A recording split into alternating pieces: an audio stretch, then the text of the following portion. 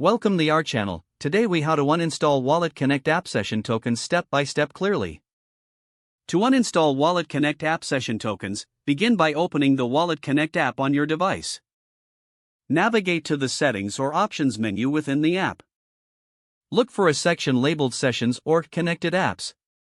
In this section, you will see a list of active sessions. Select the session you wish to uninstall or disconnect.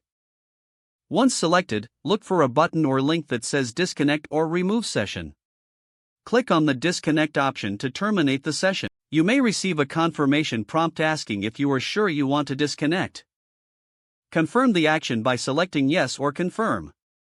After disconnecting, return to the main Settings menu. Look for any options related to clearing session data or tokens. If available, select the option to clear session tokens or delete stored data. This action will help remove any remaining traces of the session.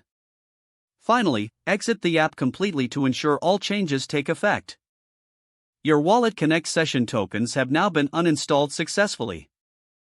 If the page does not load, refresh the browser or try again in a private or incognito window.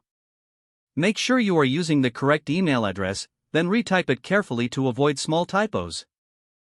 If your password is not accepted, use the reset option and create a new strong password you can remember. Check your spam folder for verification or security emails, then complete any requested confirmation steps. Enable two-factor authentication if available to improve account security and reduce unauthorized access risk. After signing in, review your profile details so your contact information and settings are accurate and current. If you see an error message, note it down and try again after restarting your device and internet connection. Log out when you finish, especially on shared devices, to keep your account and payment information secure.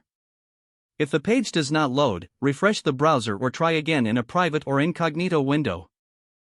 Make sure you are using the correct email address, then retype it carefully to avoid small typos. If your password is not accepted, use the reset option and create a new strong password you can remember. Check your spam folder for verification or security emails, then complete any requested confirmation steps.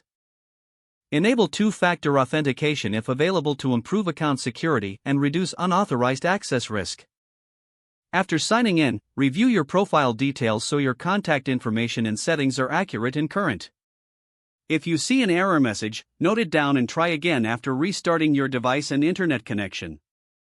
Log out when you finish, especially on shared devices, to keep your account and payment information secure.